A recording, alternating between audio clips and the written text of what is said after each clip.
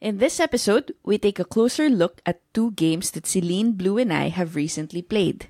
We talk about cooperative games and our favorites so far, and we end it with a rundown of feedback from the meeple.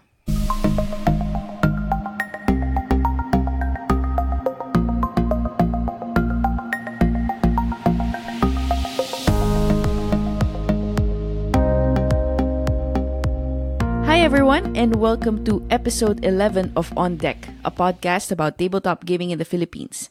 If it's your first time listening in, welcome to the show. My name is Glory, and I host this podcast. I also run the hobby Instagram account, the Boardgamer PH, where I take pictures of and talk about my board game sessions with my friends. Those friends sometimes join me in this podcast. And for this episode, I am joined by Blu and Celine. Hey guys! Hello, we're back. So guys, kamusta naman kayo? We haven't seen you or heard from you in quite some time. Yeah, it feels good to be back. Sobra kasing busy ni Celine. It's Celine's fault, no? I wish I was not busy, but I could be podcasting all day. Wow, okay. Celebrity podcaster kasi siya eh. So before we start the show, I just wanted to remind everyone that I have this project with Gaming Library every Tuesday night where we broadcast our gaming sessions. You can find this on Gaming Libraries and On Deck's Facebook accounts. We also post these gaming sessions on our respective YouTube accounts, cut up according to games, so you can check those out if you missed the live stream. Aside from the G Live game night, Blu and I will also start recording some of our game sessions. So what we're gonna do is basically we want to see if a game plays well with two players. But aside from that, we're also gonna play some two players, right? Yep. What? Dami mo input, ah. Yeah. Nasabi mo na lahat eh. Yeah. So we actually haven't started recording anything. Although meron na kaming ideas kung ano yung mga first few games that we want to start with. But we have Roll for the Ages na, diba? Yes, we do have Roll for the Ages pala. But I am thinking of launching it with some other game. Yep, I agree. Yeah. Celine, do you watch my live stream? Yes, So I do. How do you guys find it so far? Tell our audience how the live stream is. Well, thank you for that question, Glory. So basically, this live stream is with me as the Boardgamer PH and some other gaming library people. So it's not really the people who I record podcasts with. Well, we do have a podcast too, that's G Live Podcast, but these people aren't really the ones who are here on deck. So maybe in the future we can do a project like that with some of our friends, like a game day recap or something, or a game day stream, maybe. With us or with them? Yeah, no, with you guys. Are you guys okay with that? Like a live stream? Yeah, live stream. Yeah, why not? Diba si Celine ngayon may gusto naka-costume tayo? Oh yeah. Oh, maybe I was about to say, when you ask us, oh, how do you find our live stream? Gusto ko sabihin, mas fun kami. Gusto niya, naka-example splendor. Mukha kami mga gemologists. Yeah, that's so fun. Or if we play Acquire, naka-suit up kami. Yeah. No, it's not for everyday, gaming, but like, it's fun. It's a fun concept. Okay, so maybe we'll do that project. For now, I'm still working out my schedule. Medyo full plate na ako ngayon. I have this podcast every other week. I have the G Live podcast every other week. And we have the live stream every week. Excited ako pag mag-Vikings costume tayo. I have a cap. I have a helmet. Let's do that. Oh, kapag maglaro tayo ng either Raiders of the North Sea or Champions of Midgard, kailangan naka-Viking costume tayo. Diba? That's like a fun concept for Halloween or something. Oh, that's true. Okay, sige. Halloween gaming. All right. So with that, let's now go to our next segment. We're going to be talking about what we have been playing.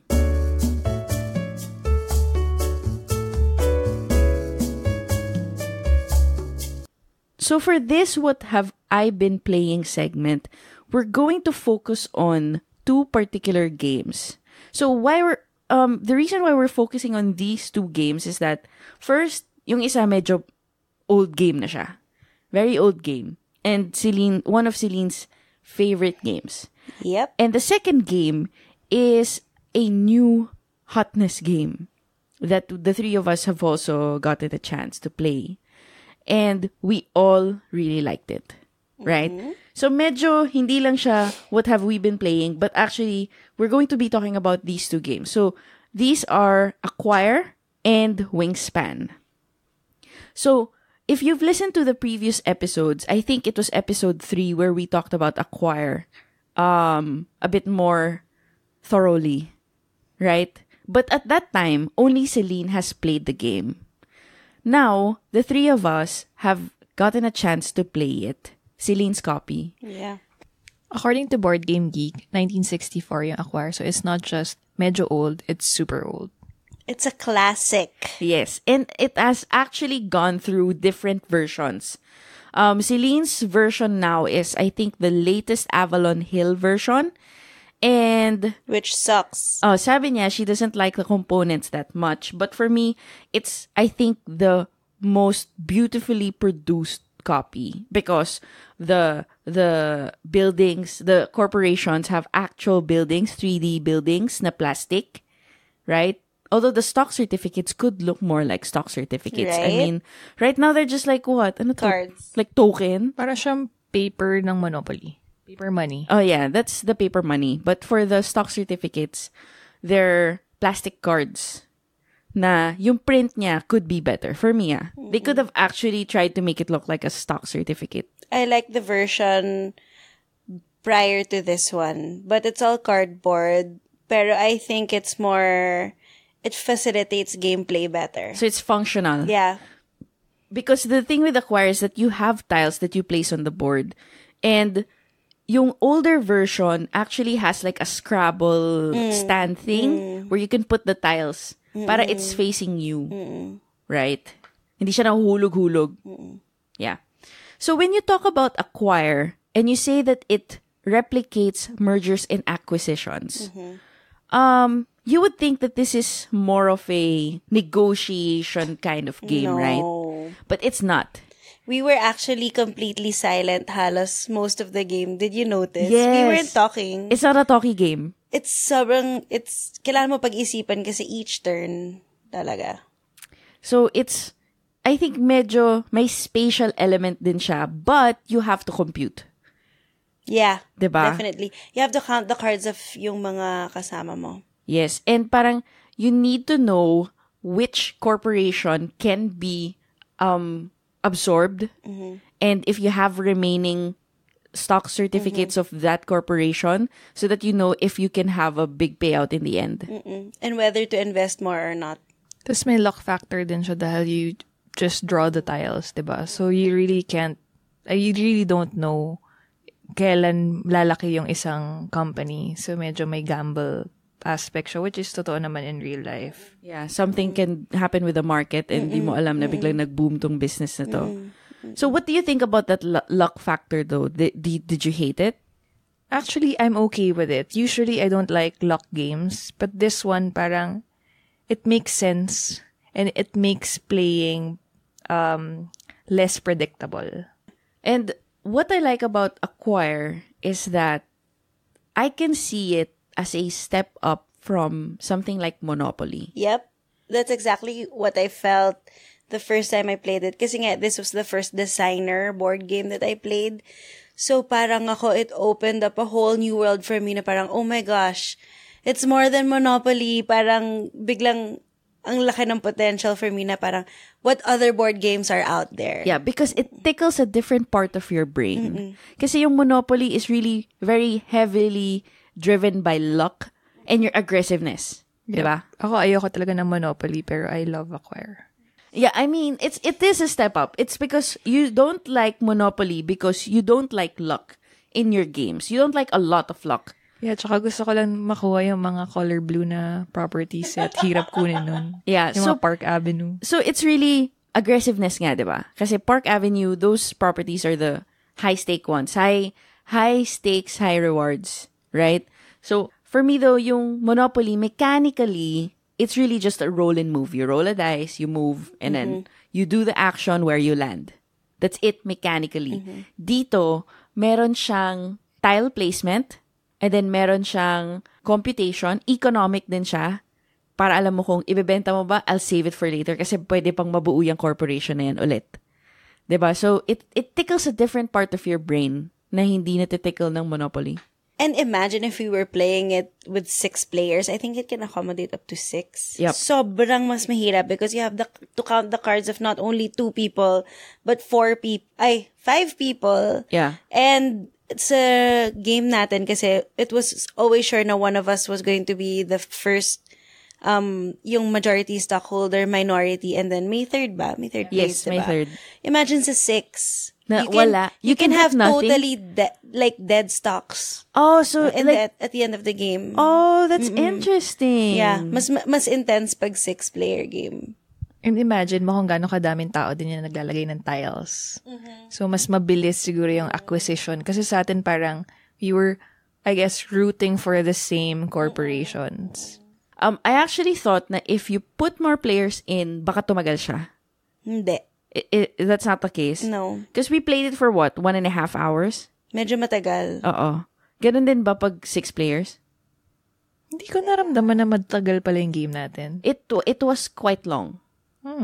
At di pa tayo nagsasalita. Interesting. Because I didn't feel like it was Oh, a that's long good. game. Yeah. It hyper-concentrated ka on not only your games, Yeah. but yung time mo between your turns, sobrang important kasi not only your turn, but like Glory's turn, Blue's turn. It's super important to your own strategy. Yep. That's why you'd never stop like paying attention to it. So, yung silence during the game, it reminds me of how hyper-focused you are when you're playing Splendor. Diba? Na parang, Kasi kailangan mo mag-build ng strategy. yep. Yeah, tsaka pag naagawan ka ng cards. So, kailangan mo ng plan B. Yep. Yeah. So, I really like Acquire. Actually, because I played Acquire, I'm thinking of getting my own copy. Pero hindi ako nagmamadali kasi Celine has a copy. But also, I'm thinking of exploring other games of this theme. So, one is Stockpile. Pero yun, insider trading na naman yun. And you might like that because related din siya sa practice mo. Isipin mo, SRC. Making me sound like a nerd. But also, there's Corporate America, where you are corporations and you're trying to lobby, you're donating sa campaigns ng mga politicians, and you're trying to manipulate the market. Parang ganon. Parang in-explain sa akin nung person who was into Corporate America, sinasabi niya na Stockpile kasi medyo mechanical siya, which I think Acquire is too. Medyo mechanical na parang, I'm not saying that in a bad way, I'm saying na there's this thing that I have to do. I have to pay attention to the mechanics. I have to compute. I have to blah, blah, blah. With Corporate America, you can actually mix in a little bit of role-playing. Kasi parang, you're like evil corporations, di ba? Na parang, I want the biggest market share, blah, blah, blah. So parang, it's really different naman. But I think you guys will like that too. Let's try. Yeah, pero medyo mahal siya, so. Wag muna. Again, sa adding your collection episode, apply mo lahat na natutunan mo, tsaka dun sa mga narinig mo from the meeple. Ano nga ba yung natutunan ko? Nakalimutan ko na. Yung totoo. Joke lang. Okay, so that's Acquire. Pero I'm surprised. Sorry, last Sorry. point. I'm surprised na 1964 siya, ha? Galing. Yeah, ako din na-amaze ako na parang kaya pala eh. Akala ko yung mga super classic is Scrabble, Monopoly. I'm sure matagal, classic sila kasi matagal na. Pero yung parang, I think medyo designer board game talaga nga yung style niya. Yeah. If you remember playing Cosmic Encounter, do you remember that with the spaceships and the negotiation na attack mo siya. Oh, no, we didn't play that with you.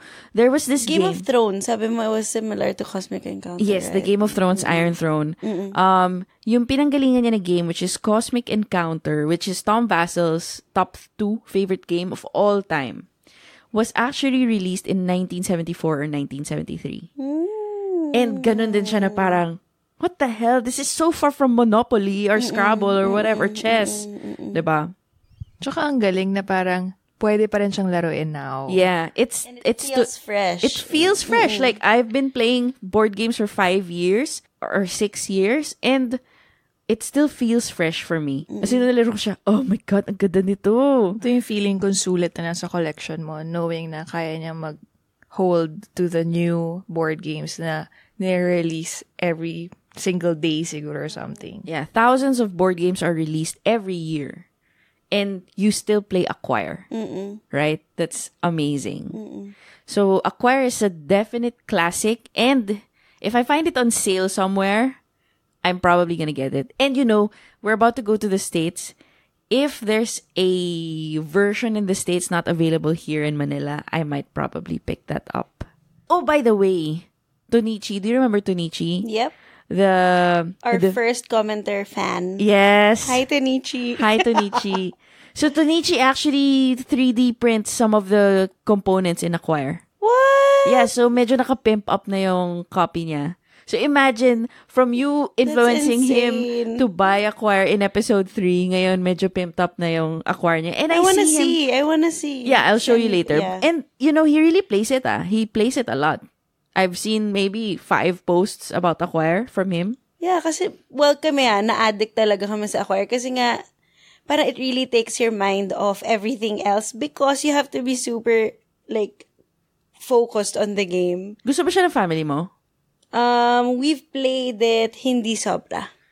Okay. Hindi sobra. I found na ang mas, kayo, nagustuhan nyo, and yung college friends ko. So, I don't know, siguro younger people cannot hold that, parang yung attention na kailangan. Span. Yeah. But Tonichi plays with his son, diba? Yes. So, I guess pwede naman. Depende lang sa taste. Depende sa taste. At least yung sa kanya kung lagi niya nalalaro, sulit yun. Yep. Anyway, so that's Acquire.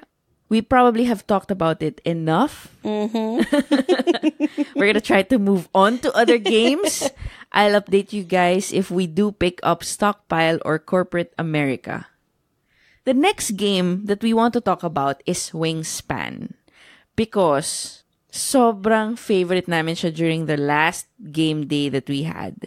Yung una, sinasabi ko lang sa kanila na there's this great game that I've played na ang ganda ng components. And it's about birds. And merong eggs. Yun lang sinasabi ko sa inyo, di ba? I wasn't really telling them how the game plays.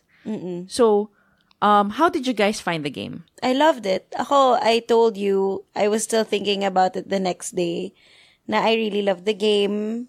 It was Splendor-like, or similar to Splendor, and I love Splendor. And sobrang nice ng components, like the cards and the little eggs. I liked it. Yeah. The thing with Stonemaier, also the creator of Scythe, you know how much hype Scythe is, right? They really produce quality components. As in, kailangan maganda yung game. So, it's usually sulit. So, now that they've released their latest game, Tapestry, and the price tag is 5,750. Wow. People just pre-ordered it. What? Because it's a good It's going publisher. to be, worth it. Oo, it's a good publisher. And ngayon that I'm seeing photos online of the components, guys, para ka may miniature mga buildings na parang crooked pa, basta. Tas colored na siya. Ang ganda talaga niya. So, mabalik tayo sa Wingspan. Yes. I'm just talking about Stonemaier. I'm just talking about the publisher and why the component is like, the components are like that. It's so nice. So, I noticed, as you said, it reminds you of Splendor. And I think it's because of the engine building aspect. What you're doing is, you're trying to attract birds on your habitat. So that when you take a specific action, your birds get activated. Pero I remember, medyo mahirap siya i-absorb at first. That activation, yeah, you had a hard time with it. Parang attract to habitat. Parang it's not like, okay, gets ko. Parang, hindi ko maintindihan. But yes. In the end, masaya. Yeah, medyo mahirap nga siyang i-absorb nung umpisa. Lalo na, ako dun sa mga cards na naka-face up. Kasi parang hindi ko din makita kung ano yung powers nila if I'll pick them up and how they will play with my set of bird collection. Yeah, I get that. And I think the difficulty there is that your player board, kung nasa nakalagay yung action, dun mo rin siya ginagawa. Gets mo? Parang hindi siya intuitive. Yeah, hindi siya intuitive. Yeah, I understand that. But once you pick that up, medyo madali na lang siya, di ba? Yeah, parang overwhelming lang sa umpisa yung player board kasi parang ang daming nangyayari. Tapos parang ang dami ding mga components, yung food, yung eggs, yung cards na pwedeng may predator na ilalagay sa ilalim. But once you get the hang of the sequence and how it works, parang madali na siya. And it's parang not as relaxing as Herbaceous, pero nare-relax ako. Maybe it's the art. Oh, maybe it is the art. The thing with Wingspan, maybe I could have taught it better then. Na parang I could have said, these are your actions and this is how you score points. Didn't you told us naman eh. Yeah, pero I don't think it was the baka the kasi, board, I think it's tama ka, the mismong board, it's not intuitive. Parang it's a line. What does it mean? Yeah. Parang what is the sequence? Yeah. Diba? But the thing, what I think, iniisip ko kasi, why I'm doing this whole thing, podcasting and stuff, ano ba pinapatunayan ko? Like, what is my market really? Well, aside from the people who are genuinely interested with my personal stories about board gaming, I think what I want to prove is that as a gamer and as a board game collector, I want to show that you can teach complicated games to casual gamers. Not to people who have never played before, right? Yeah. But Yeah. you don't necessarily need to restrict yourself playing with other gamers these medyo mas complicated games. So Wingspan, for example, yes, I could have taught it better, I think, and it's not that intuitive for casual gamers, but I think kaya siya. I mean, you guys were able to pick it up after like 2 rounds, diba? Hello, experience naman kami. I know, halos lahat ng board games na nalaro mo, nalaro ko na din dahil ako lagi kalaro mo. Okay, sorry. I didn't mean it to make it seem like you guys are just casual gamers. No, I guess parang ang point mo is, you want people to know na they should not be overwhelmed if yung rating ng board game is medyo mataas yung difficulty. Because if someone really absorbs the rules and can relay it and can explain it to the other people na not into like very hardcore games, kaya pa rin siyang matutunan and ma-enjoy nila. Well, isipin mo, Game of Thrones. Yeah. I was able to teach it to 2 different sets of people. And yung isang set pa doon, siguro ang nilalaro lang nila before that was Avalon, mga ganun, Dixit, really, mga gateway games. And then, boom, Game of Thrones tayo. Pero ang advantage mo kasi doon is interested sila dun sa like IP. theme. Yeah, Sa IP. Yeah. But anyway, mabalik tayo sa Wingspan. What else did you like about the game? Ako, I really like the bird feeder aspect. But you already have a dice tower. No. It's not about the dice tower. It's the mechanic. Yeah, meron yung parang if may ganito dun sa na-roll na food sa bird feeder, you still get something. Yes. Or if may, it's the food outside the bird feeder, you get roll something. it. Yeah, or something like that. And parang, ang dami nilang nalaro dun sa dice, aside from you getting combos like that, the fact that if you take something from the from the bird feeder, that's not available anymore for the other players until the next roll. So, even if you gain a food, hindi mo makukuha yung kailangan mong food until kunin mo lahat ng food if no one wants to get it, right? So that you can roll it again. Yeah, yun din yung nagustuhan ko actually sa Wingspan kasi madaming factors na pwede to help you earn points. So yun, parang that bird feeder thing will help you attract the bird kasi depende sa combination of food that they want.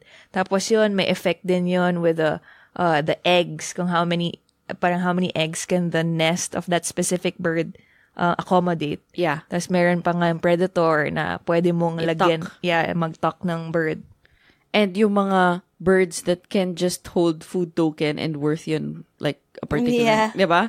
Parang nasa kanila lang yung hoarder lang sila ng food. Dami kong rat in the end. And aside from all of that, there's still a hidden objective that you're trying to build up to, right? So, I really, really like Wingspan, I think this is so worth the hype. You know, I've been hearing other people say that they have seen Wingspan in some other form and that other form has done it better. Or that they've grown tired of Wingspan after 3 plays. But for me, I can see this becoming a classic. I mean, it can, kunwari, ang daming beses na natin nalaro, I can see this as like, alam mo yung feeling natin sa Splendor na parang, laruin natin. Parang papa-feel good lang, pampa-nostalgic. And parang, hindi mo na kailangan ituro pa kasi parang, boom, pick up na lang. So, it can be a classic. I love Splendor. Me too, I love Splendor. My God! Guys, we're not talking about Splendor! I know, but every time na pinag-usapan natin, gusto lang namin sabihin ni Celine na we love Splendor. Yeah. I think Splendor for Go us... out and buy it, guys. You know, you'd be surprised that it's still one of Gaming Library's top 10 bestsellers. Actually, I'm not surprised surprised at because all. it's really, really good. That's true. Splendor is a classic. Yeah. But anyway, we're not talking about Splendor. I think Wingspan, so Stonemaier Games nga, diba? Yung previously, yung super hype game niya before this was Scythe. And I've also recently played Scythe. And I must say na malayo siya in terms of complexity din. Medyo yung Scythe, medyo dumudugo yung utak ko at first. And then, since alam na ng mga kalaro ko yung game, so nagta-turn sila, pag malapit na sa turn ko, nasistress ako kasi parang hindi ko pa rin alam anong gagawin ko. That sounds terrible.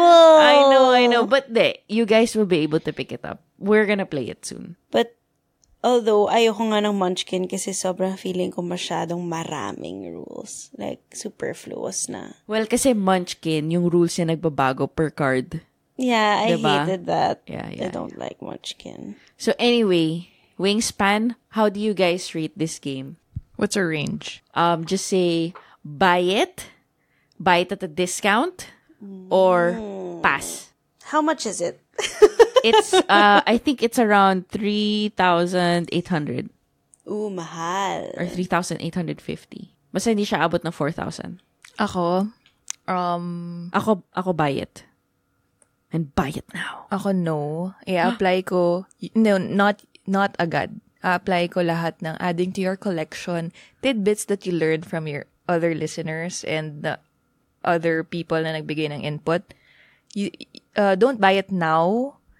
Just isipin nyo muna if it's really a type of genre that you like to play. Kasi if ganong genre yung gusto mo, worth it siya. So, try it first, then buy it. Yes. Okay? Yeah. Don't like automatically. No, but if you're the kind of player who really likes having in your collection yung maganda aesthetically, I think buy it. If yun yung one of your top priorities. Because yes, it's one of the most beautiful games yeah, I it's own. super beautiful. Yeah. Aside from beautiful siya, maganda din yung gameplay niya. It's just that kung hindi mo type yung ganon, wag kang magpapadala sa hype at hotness niya. Kasi you might not enjoy it. Kasi kami nga ni Celine, nahirapan kami to digest it at first. So imagine mo if ayaw mo pala yung mga ganong type of rules, sobrang sayang yung money for that. Okay. Okay. Ako, buy it. Yeah, lagi ka namang buy. And just trust me, you don't even have to try it. Just buy it. Okay. So we'll now move on to our next segment, which is all about cooperative games. Yay.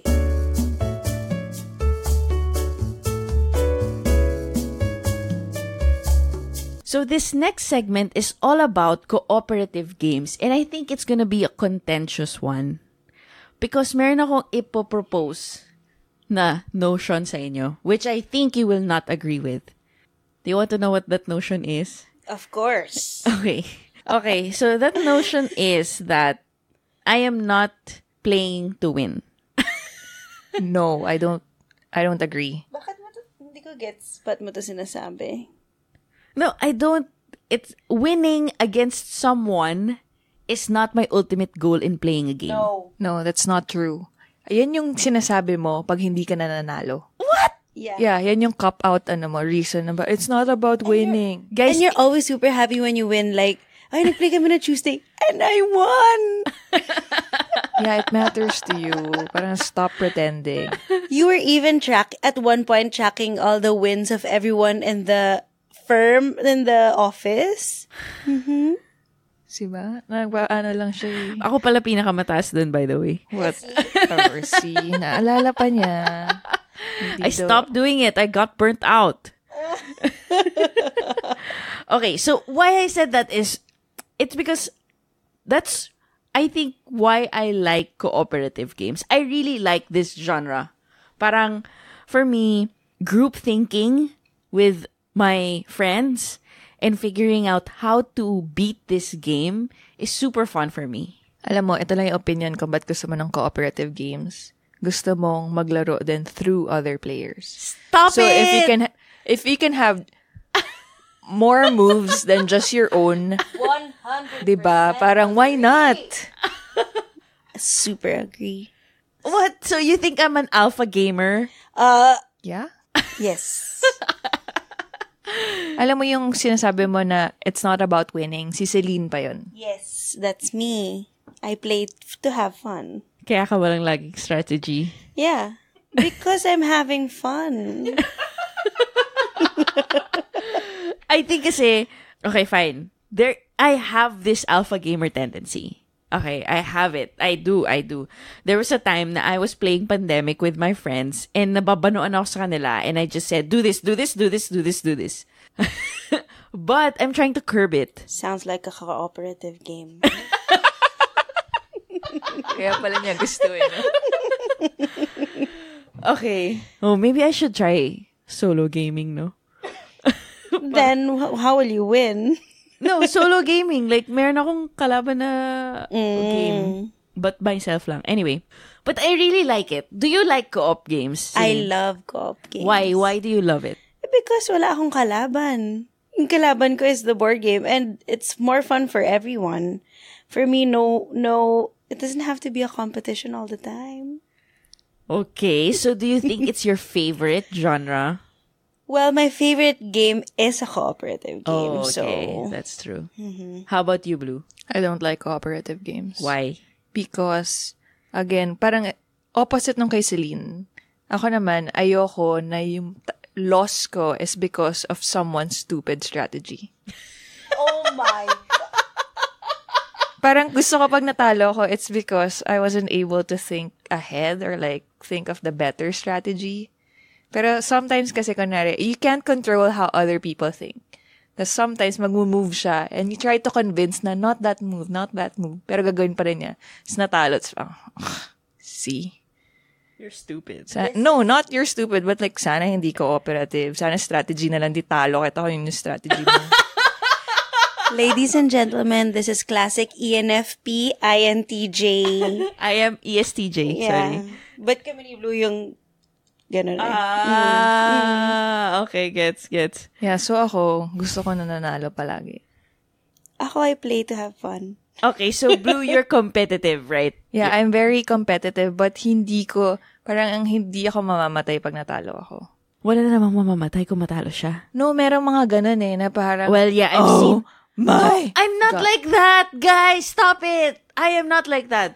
I lose all the time. Lalo na pag natalo ko ng magaling. Bakit ka maano dun? Yeah, so pag natatalo kita, okay lang sa'yo. No. Ito na naman tayo. But anyway, so yes, fine. We may like or not like cooperative games for different reasons, but sa totoo lang, gusto man natin siya or hindi, there are some really good cooperative games. Yep. Yeah, right? Yeah, Blue, you have to admit, even though you don't like the genre, you enjoy a couple of cooperative games and you really enjoy it. Yeah, fun sila. Yung iba. And I feel like it's a genre na parang everyone who's into gaming should try. Yes. Parang it's not, parang maybe yung ibang tao nga like Blue, feeling nila they have to win to like have fun. But no, parang I was also skeptical at first actually of the cooperative gaming genre. Just because the first cooperative game we played was Harry Potter, remember? Oh, that was the first co-op game you for played? me, oo. And Really? parang ako, Fun. cute naman. Parang, Wait, that was the first one? yes! So, Oh parang my ako, gosh! okay, parang, That was ganito just a pala, couple of years super ago. steady lang, ganun. But no, maraming games na nag-prove me, na maganda yung genre. I didn't know that. Yeah. That was first time information. And actually, cooperative games make really good gateway games. Because, kunwari, especially if may kasama kang bata, pwedeng co-op game para mag-guide mo siya. Valid yung pag-guide mo sa kanya. Instead of it being competitive but you're guiding them and it doesn't make sense kasi you don't let them think on their own, at least pag co-op game, mag-guide mo sila kasi teammates kayo. So, I think some of the really, really good gateway games are cooperative games. So, anyway, how about you guys? Do you like cooperative games? And if you do like cooperative games, why do you like them? Or why do you dislike them? So, ako, apparently, sabi ni Blue, I like cooperative games because I want to play through other people. Yep. Celine likes cooperative games because she plays for fun and not to win. And Blue doesn't like cooperative games because she's competitive as hell. And ayaw niya ma-affect ng stupid decisions of other people. No, but to be fair to Blue, nangyari yun one time and pikon na pikon talaga ako. Like, but hindi ka nag-iisip. Bang ganun. So, fine. Diba, at least pag talo ka, it's because of your own stupid decision. Okay. So with that, let's now go to our top 3 favorite cooperative games. So I'll go first. Because I have a runner-up. Number 3 first. Oh, my Oh, bakit may runner-up ka naman? You're such a Libra. You can't pick. Stop it. I just have one runner-up. Ilan yung runner-up niya dati? 2. Oh, my God. I only have 1, okay? So next time, 3 na talaga. And I'm gonna explain why this is just a runner-up, but I still included it. First of all, Dead of Winter, which is my runner-up, is actually for me, mas masaya siya in semi-cooperative mode, where one person can be a traitor. But the thing is, you can play Dead of Winter in full cooperative mode and yet still have fun because actually, mahirap yung game in general. I mean, it's not an easy game to survive the zombie apocalypse, right? So, having a traitor there, actually, hindi pa ako nakakita ng game na nananalo yung traitor kasi mahirap din naman maging traitor. But still, I mean, kahit na lahat kayo on the good side, well, you're still constantly asking if this other person is a traitor. But you know, even if all of you are on the same side, mahirap pa rin siya. My number 3, though, is Time Stories. Wait, if meron akong runner-up ka Time Stories. So, may runner-up ka. Hindi, wala. Pero kasi gumawa ka na runner-up, tas yung runner-up mo, one of my top 3 eh. Okay. So anyway, my number 3 is Time Stories because even though I've recently encountered people who are outside my bubble, who are so in love, kasi we are so in love with Time Stories, right? And I've met other people who are not so in love with Time Stories. And even... Alam mo na ako ano favorite niya sila. And even the board game media that I consume daily, they're starting to hate on Time Stories. Kasi nga, hindi niya natahi daw yung overall story. Nitpickers. Ako, hindi ako super in love sa Time Stories. I enjoy it. I enjoy playing with you guys. Pero parang, I-explain ko lang mamaya. Just explain bakit gusto niyo ng yung game na yun. Ako muna mag-explain. Kasi alam ko nasa list ni Celine mamaya. Ako, even though there's that hate towards Time Stories, I cannot deny that my first game with Time Stories, or the first few games with Time Stories, admittedly, I got frustrated with Lumen Fide, with our first run of Lumen Fide.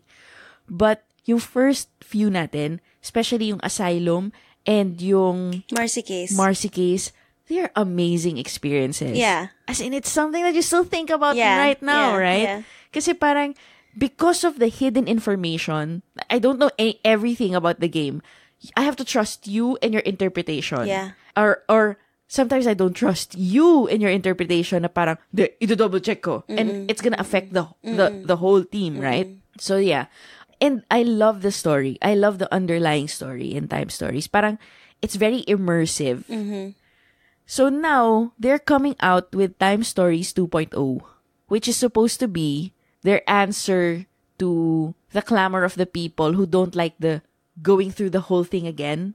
So, it's supposed to be shorter. Tas, very story-driven pa rin siya, but it's more puzzly. Hindi na siya parang, uulit na naman tayo, iikot na naman tayo dito, alam na naman natin na walang kwenta to. Gets? Yeah. So, that's my number 3, Time Stories. Pwede ko ba sabihin ba't hindi ko siya masyado gusto? Oh, sige, go. 1, ayoko ng consumable game kasi nasasayangan ako.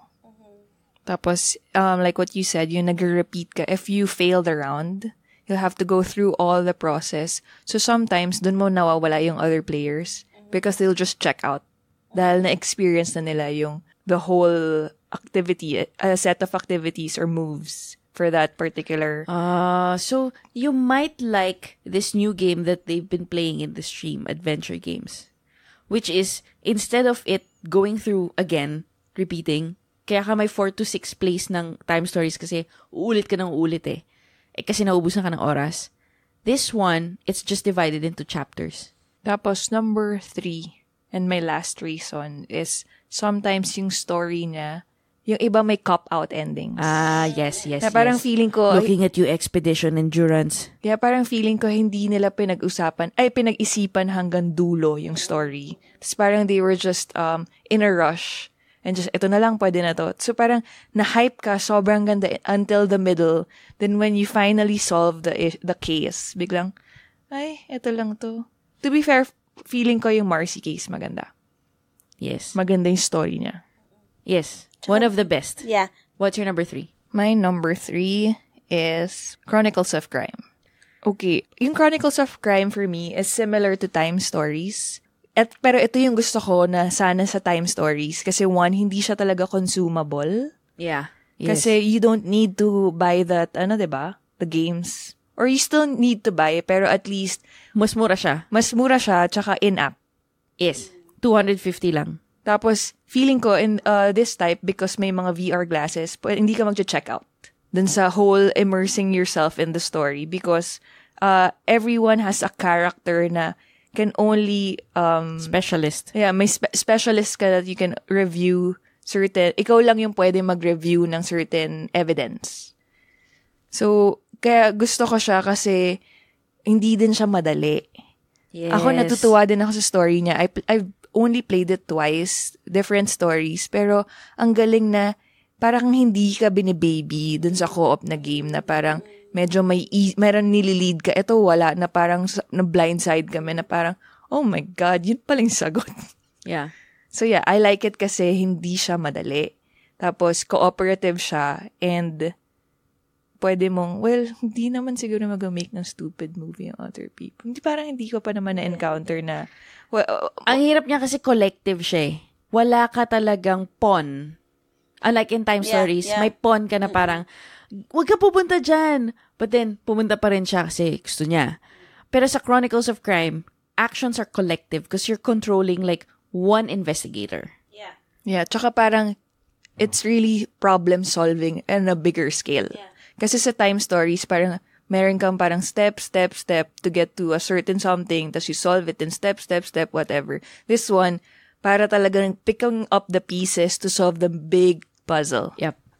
I liked it also. And I like nga the fact na hindi siya madali. Kasi parang usually yung mga detective games, parang how hard can it be, right? That's true. But this one is really hard. So I like that. So I'm excited to play that again with you guys. Kasi I feel like the last time, parang napagod we played tayo. it after, nakakapagod yung game eh. Wingspan ata. No, we played Wingspan, Cryptid. And then something. Yeah. So I'm excited to play it again because I feel like... Na fresh, no? Then let's go a bit harder. Yeah. Go a bit harder, yung dalawa nga hindi natin na-solve. No, nakapasa tayo dun sa easy. Pwede ba yung pasa? Dapat perfect. Hindi tayo That's perfect dyan. I don't think so. Wala ka man tiwala sa natin. Anyway, strategies. in Chronicles of Crime, yes, you can purchase stories, 250 pesos, but there are also 2 expansions out. Noir and Welcome to Redview. So you get new people, You new get cards. new cards, you get a new theme. So, Norm, malamang Sherlock Holmes vibes, diba? See, Welcome to Redview, Stranger Things vibe. And you control specific characters talaga. Na pag wala ka, pag tatlo lang kayo, tatlong characters lang yung out. Dito kasi, kahit na dalawa lang yung naglalaro, all the specialists will still be there. Tapos gusto ko pala dito is yung cards remain the same. Yes. The people, the evidence, yung story nag-iiba. Kasi sa time stories, you really have to buy the pack na iba-iba yung cards. Yes. So parang nasasayangan lang ako na Hindi mo na siya maulit. yeah, na pag ginamit, pag nagawa mo na parang basically dispose na siya. Yeah. The technology integration is also very good. Yeah. Right? More than, what's that game we played? The horror one? Sa Mansions of Madness? I like Chronicles better. Okay, mamaya mukhang nasa list ni Glory yun. Why? Why are you mad? Pero parehong maganda yung app integration nila. Pero ang galing ng QR code nito pag scan mo, Very biglang, good. whoop, Very good. dyan na. But I agree. The VR glasses. the technology integration is better than Mansions of Madness. But it's not a better game. Celine, what's your number 3? My number 3 is Deception. Ooh. And it's not a completely cooperative game. Semi-cooperative lang because there's one criminal. But fun siya because, well, first of all, it's until 12 players. So I was able to play with my whole family. So I think By the that's way, a factor. si Celine, Fun fact about Celine is that 10 silang magkakapatid. Yeah. So, kailangan nila ng mga good for 12 people para kung gusto natin kasama yung parents niya, Yeah. kung sila lang magkakapatid, 10 sila. Yeah. And So lahat we sila were able to adults. play. We were able to play and it was fun. And hindi siya repetitive but still nandun yung element of deduction which I love. So napapansin ko, 'di ba? Sabi ko siya I love detective-ish kind of games because of the deduction part. Yep. And I think Deception hits the spot without being too long for me or parang hindi siya serious. nagiging boring. Yeah. Yes, And yes, parang yes. I like the rounds where you explain your Yeah. choices, you make up, you change other people's minds, Yeah, ganyan. yeah, So may yeah. decision point ka. But I think it's a game that's funner. Depende sa kalaro mo. That's true. Kasi parang if medyo nakaplay na ako with a group na medyo nagkakahiyaan, it was weird. Sobrang weird. Kasi parang, okay, hindi ko alam what to say. Parang talaga, kailangan ako mag-advocate for my choice. Parang hindi pwede. Kailangan you're familiar with each other. And That's parang, true. Wala kang pakialam mag-accuse ng tao. yeah. So, pero if you hit that spot na maganda yung mga kalaro mo, I like Deception. Do you think that it plays better with more people? Yes. Okay. In terms of parang ang daming pwede mag-change ng mind. Kasi parang, like me, I was playing forensic scientist, so I know the answer. And it was so interesting to go one by one sa iba-ibang tao na parang, what if this? What if this? Ganyan. And I like the part na parang it reveals something about the person, how they think. Yeah. So especially because mga kapatid ko yung kalaro ko, so parang, si ganyan pala, ganito mag-isip. So, it was fun for me to see how they reached their conclusions. Yeah. Okay, that's cool.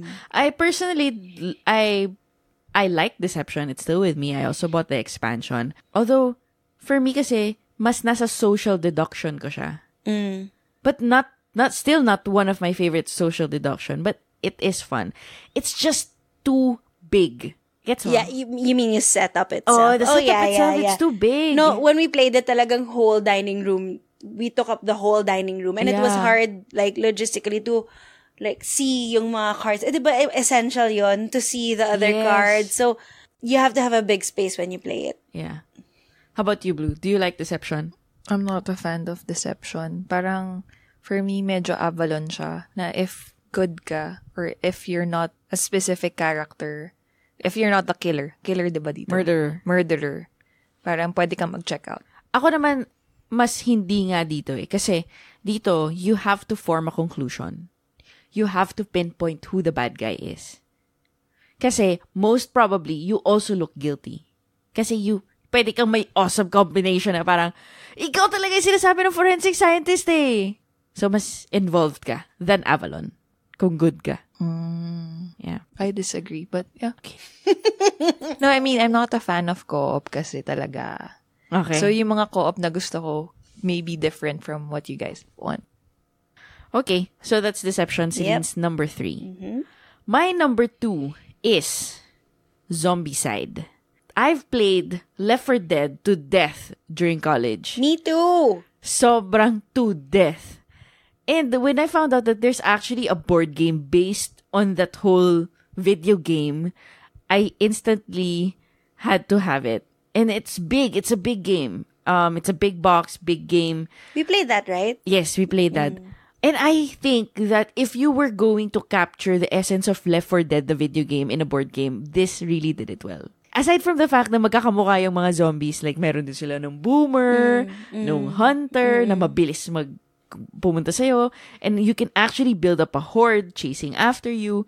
The different scenarios of you having to do this, you have to get medicine, you have to go here, you have to blah, blah, blah, or like, pag sobrang populated na ng zombies yung board, it's exciting. And parang, ang hirap kasi to get that feeling in a board game, na parang, nasususpense ka na, oh my God, nandiyan na yung zombie! Hindi ko siya papatay! Ganon.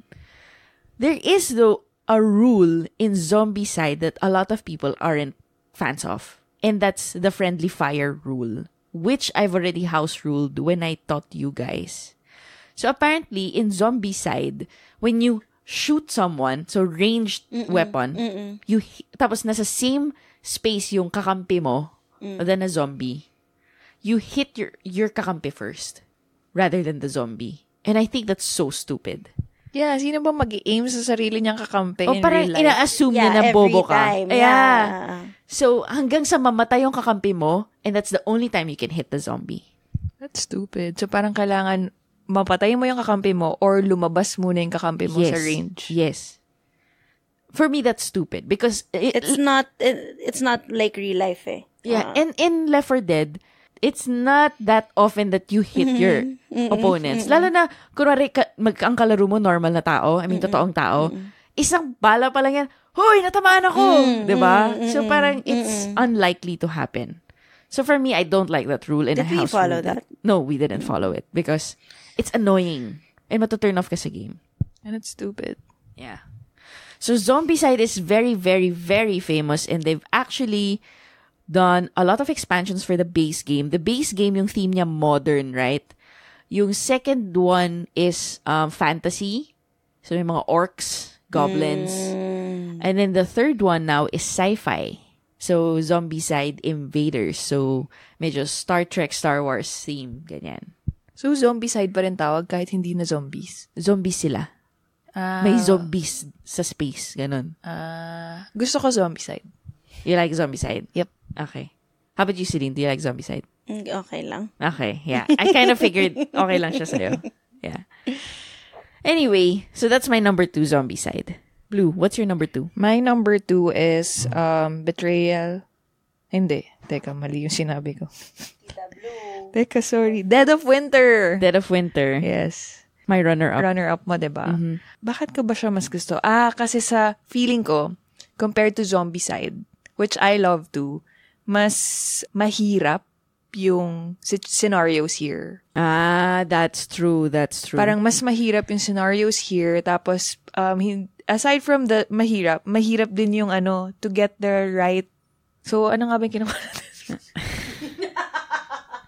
Sabi sa'yo, wag akong mag-explain ng game. No, there. You're collecting some stuff. So, first stuff, yeah. You're collecting, let's say, food or medicine or whatever.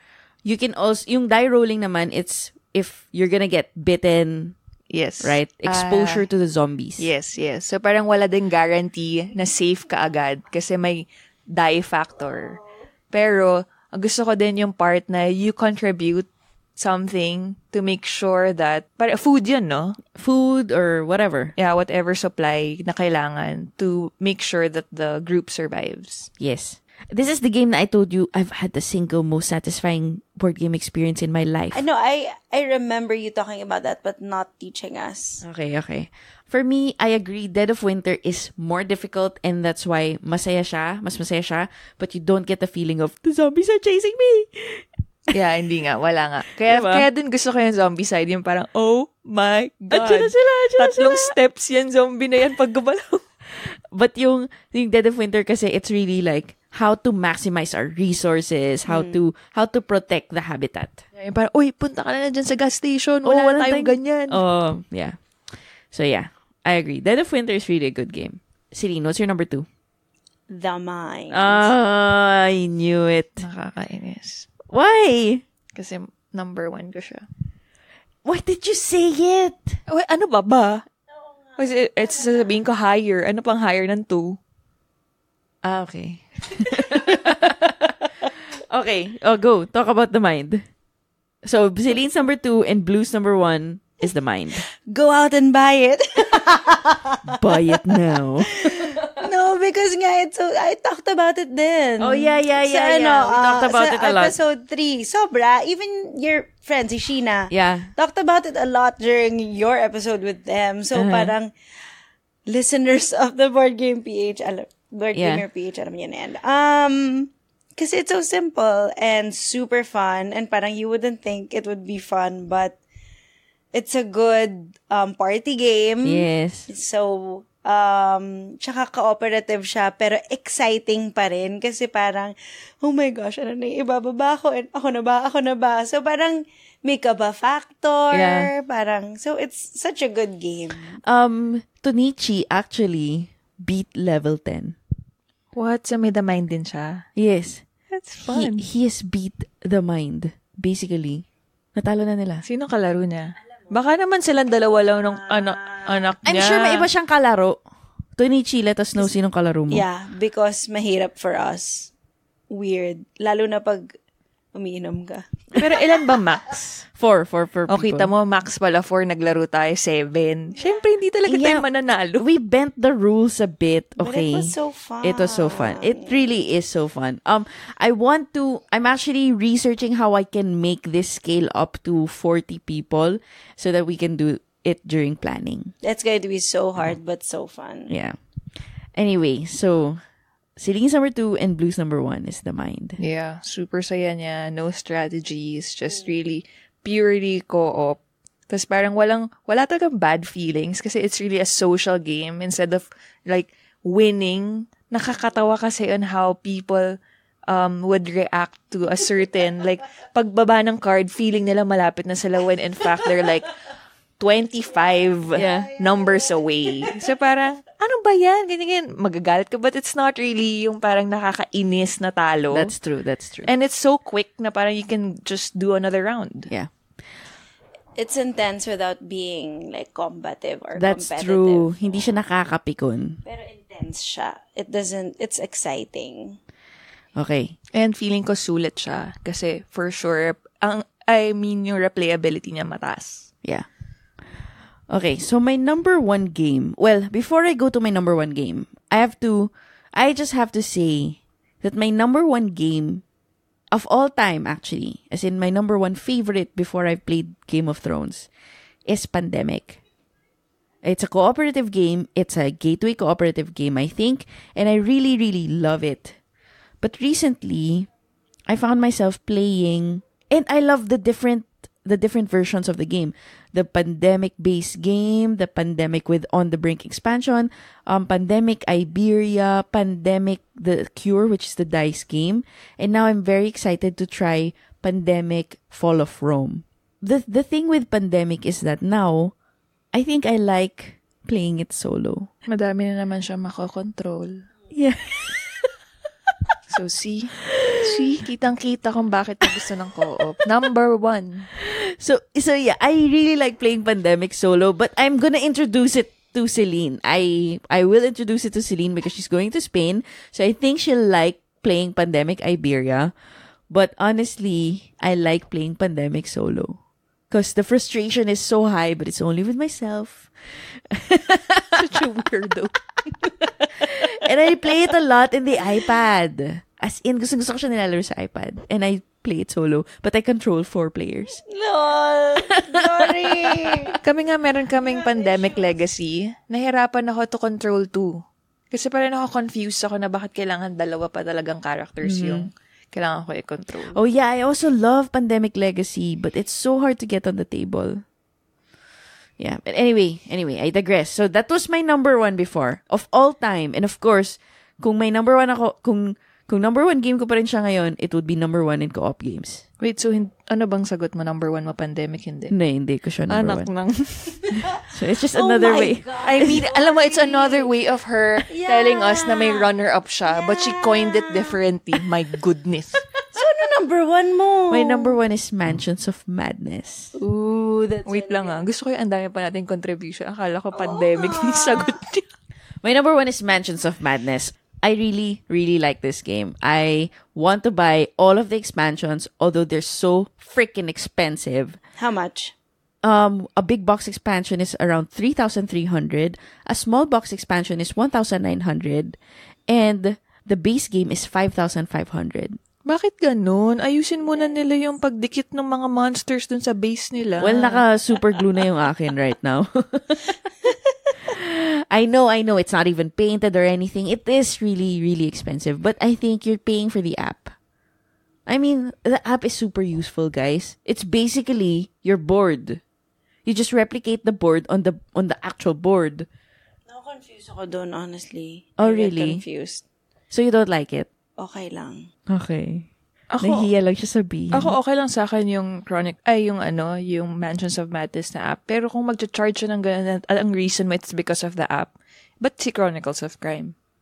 May VR pa siya. I know, but you don't really get hindi mo dun kinokontrol eh. I don't know, okay. Talk to Fantasy Flight Games. I like Betrayal Legacy better than Mansions of Madness. What? I love it. Fantasy Flight Games, babaan niyo yung presyo niyo. Wait, di talaga? Yeah. Oh. That's weird. Okay, I'm just gonna play this with my other friends. Maybe I should play it again. Since number 1 mo siya. Hindi naman kasi cooperative ang Betrayal Legacy. It is cooperative until the hunt. Semi-co-op. Diba? Yeah, semi-co-op siya. Isa lang naman yung betrayer eh. Yeah. Which is sobrang nakaka-nervous because what if ako na yung betrayer? Yeah, we haven't played that, by the way. Yeah. I know. Because of Celine. Guilty si Celine. Anyway. So yes, Mansions of Madness is my number 1. It's not that immersive in terms of storytelling, definitely. But I think the overall mechanic, it's fiddly, but I think the overall mechanic, for me, it's a beautifully thought out game. I want to play it again just because you said it was your number 1.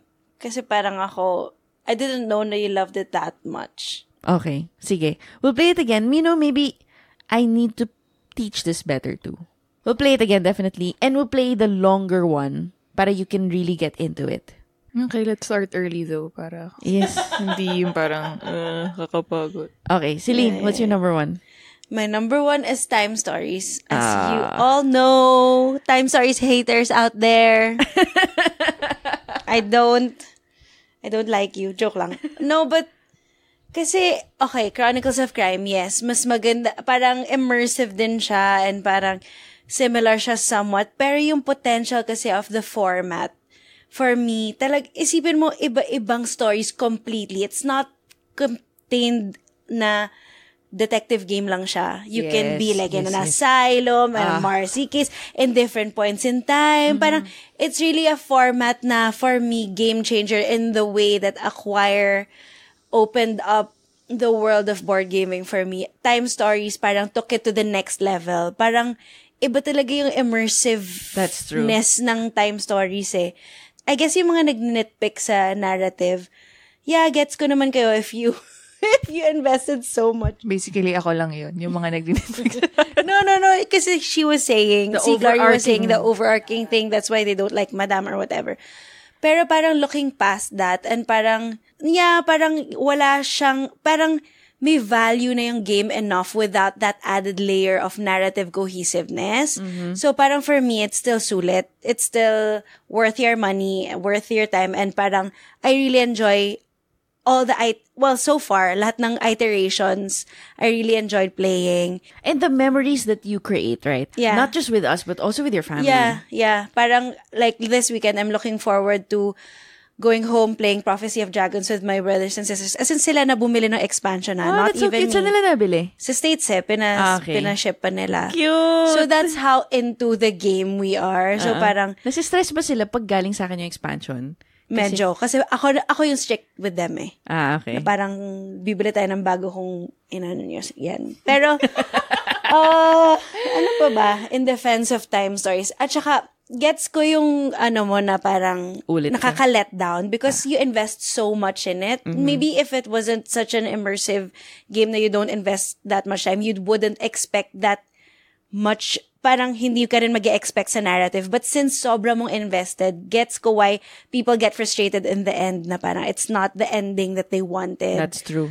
Pero, tsaka it's a game na kailangan maganda yung pagkagawa para maging effective. Like, sobrang easy to like mess it up or screw it up by like lazy storytelling. Mm-hmm. You cannot. Parang it's really dependent on the parang thought behind it, which I like about it. But then again, it can be a fault because kailangan sobrang well thought out yung well mapped out, parang masatisfy mo talaga yung player at a certain level because of their investment in the game. So, yun, please try out Time Stories. If you haven't, I agree with Celine that for me, it revolutionized. For me, I mean, I agree naman. In my short time as a board game collector, ibang-iba yung experience na binigay sa akin ng Time Stories. It really opened you up na parang, this is so surreal, this experience, na parang we were jumping sa asylum, nagugulat kami pag bigla kami maririnig because the storytelling is really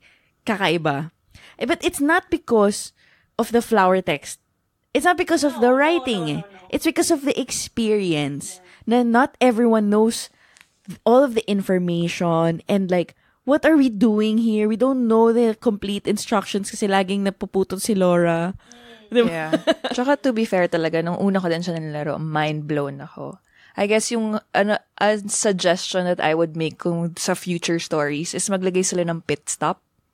Yung parang may save game. Yeah, parang save game na pag nag-fail ka, dun ka na, hindi ka na uulit. Kasi it still takes some time. Even if you remember your moves, maybe it's another 15 minutes added to your game. That's a good idea. Tapos i-repeat mo lang din sila. That's a good idea. May ganun sa Lumen Fide. That's why it's chapter 1, 2, 3.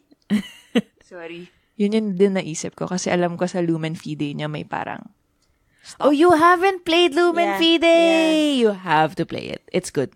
I got frustrated first, but it's good.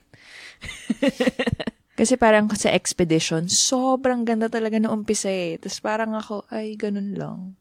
So, naisip ko sayang. And I get your point na sobra ka na nag-invest ng time. Tapos biglang ganun lang. Parang feeling ko cop out yung story. But I totally agree na it took board gaming to a whole new level for me then personally. Because I wasn't expecting this kind of mechanic and like storytelling. Tapos parang bilang, wow, ang galing. Yeah. So those are our favorite cooperative games. If you guys have, the mine yung number 1 niya.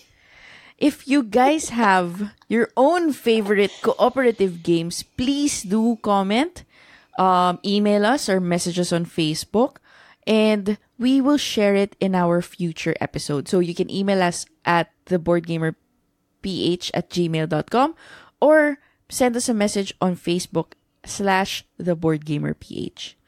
So before we end this episode, we just want to quickly go through some feedback from the meeple.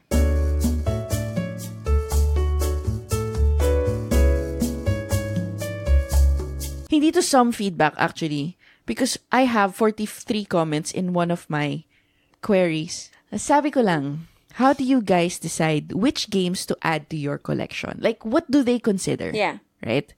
So I think it's interesting because yun nga, based on the Calling My Collection episode, I realized you really only have so much time, so much shelf space, so much budget. So, with thousands of games being released every year, how do you now decide which games to add to your collection, right? So, let's just go through some of the responses. Aldo said, kapag natripan, bili.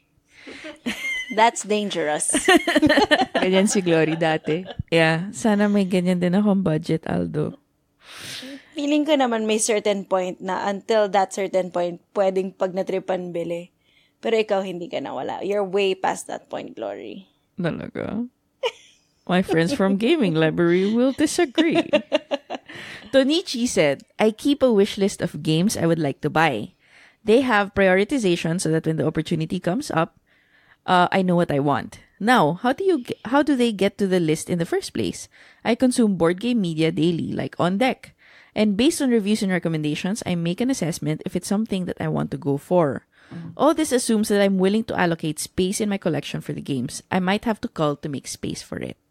So, ginaya ko si Tonichi kasi nainggit ako na mayroon siyang prioritization list. So, now, I have an Excel file. High priority, medium priority, low priority. Tapos, I make sure that I've reviewed them, meaning I've watched the game and I've reviewed it before I buy it. Ako, I agree with Tonichi's strategy. Parang I think you're a very sensible person and very practical. Mm-hmm. Na parang mismong siya nagsiset ng boundaries kundi sobra siyang woo, board games. Yeah. Yeah. Alex said, for me, it is all about the theme I enjoy. Personally, I go for strategic and militaristic games. So I have tank, chess, naval battle and archipelago, scythe, and root to name a few. Miniatures also bring a different feel to the game, more so if it is essential to the theme. Another one is the budget. Sometimes finding a cheaper alternative is best to scratch the gaming itch. Lastly, if the game has a solo or solitaire mode, sometimes people don't have matching schedules and having games collect dust in the shelf is a pretty sad sight to see. Oh, that's true. You know, budget. I have now set a monthly budget for my board games. That's true. That's one theme na hindi natin masyado piniplay ng military. Yeah, we don't. Yeah. I have one. I'll bring it next time. I'll make you guys try it. It's Memoir 44. Yung dudes on a map. Pero ito talagang military. As in, 2 players lang. That's exciting. Yeah. So, yeah. May mga battle scenario siya na kailangan mo i-follow. So, yeah. I'll bring it next time. Birdie said, beautiful components. Mechs vs. Minion, Dead of Winter, Wingspan. So, components and theme. Yeah, Usual. Wingspan. Yeah. Usual yung ano na yun. Feeling ko ganun si Celine pag collector siya. That's true, no? Kailangan only pretty games. Oh, Feeling ko talaga. hindi naman. Hello, my Acquire is not pretty at all.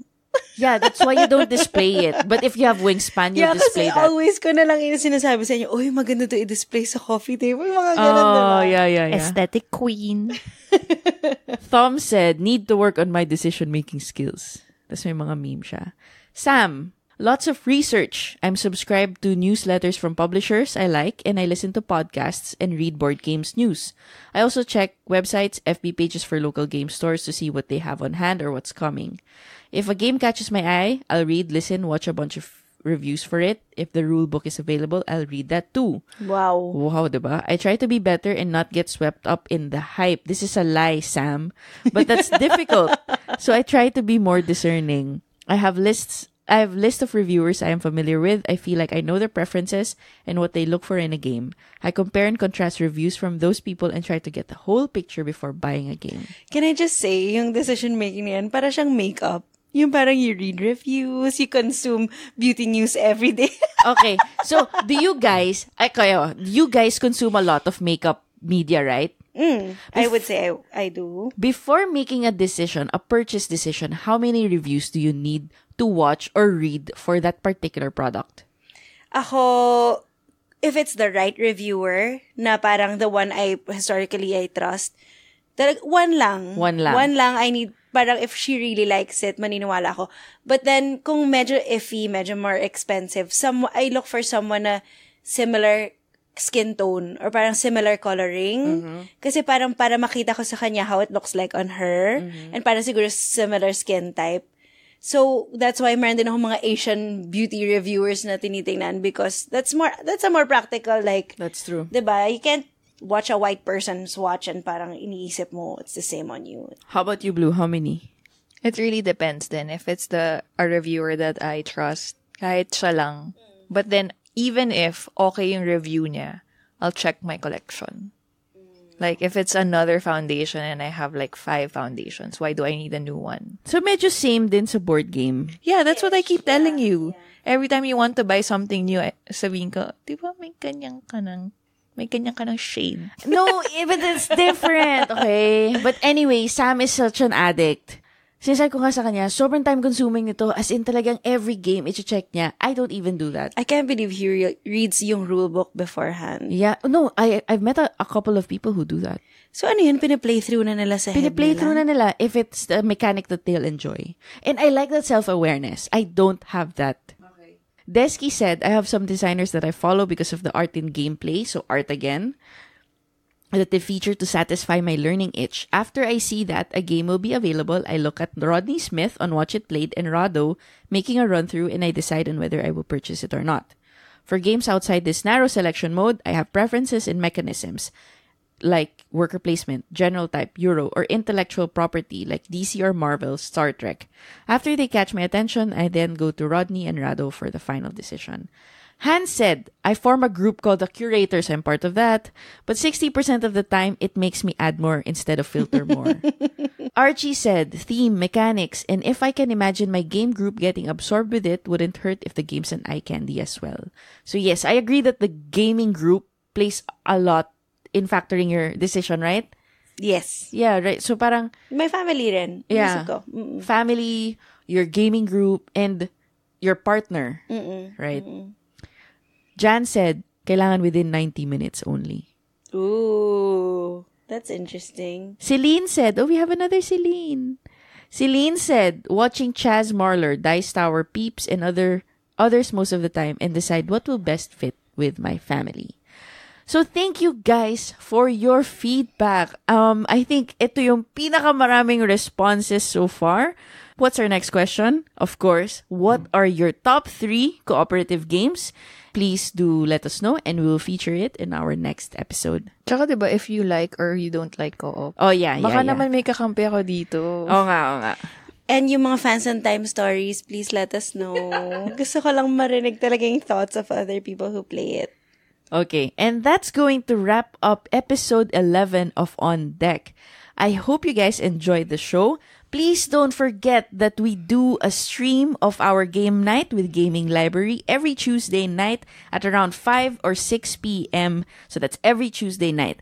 We also have this podcast On Deck every other week of the month. If you have any comments or questions or violent reactions, or if you have any questions, board game questions, or stories that you would like to share, please do send us an email at theboardgamerph@gmail.com or facebook.com/theboardgamerph. You can also see more from us at our Instagram at theboardgamerph. That's it for this week, guys. Say bye. Bye! Bye! Hope you guys enjoyed. Bye.